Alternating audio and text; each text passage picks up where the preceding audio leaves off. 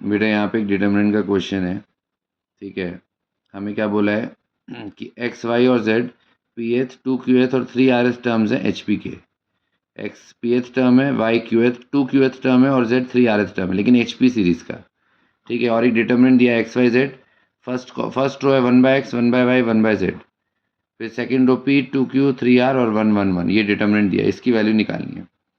तो अब देखो, अगर एक्स पी एथ टर्म है, Y to q th term है और Z three r s term है एच पी का, तो रेसिप्रोकल करके वही टर्म्स ए पी के बन जाएंगे। मतलब 1/x ए पी का पी एथ टर्म होगा तो a plus p minus one d, 1/y A P का टू क्यू एथ टर्म होगा तो a plus two Q minus one d, और 1/z ए पी का थ्री आर एस टर्म होगा तो a plus three are minus one into D.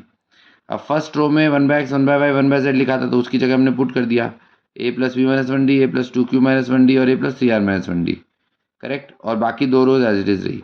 फिर हम split वाली प्रॉपर्टी लगाएंगे क्योंकि ये दो दो टर्म्स के सम के फॉर्म में है, तो इसको हम दो डिटर्मिनेंट्स के सम में तोड़ सकते हैं। पहले डिटर्मिनेंट में ए आएगा, दूसरे डिटर्मिनेंट में P minus one D, two Q minus one D, three are minus one D.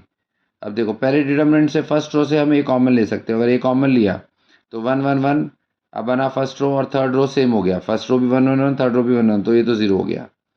Second determinant में से फर्स्ट रो में से हम डी कॉमन ले सकते हैं, P minus one, two Q minus one, three are minus one बना बेटा।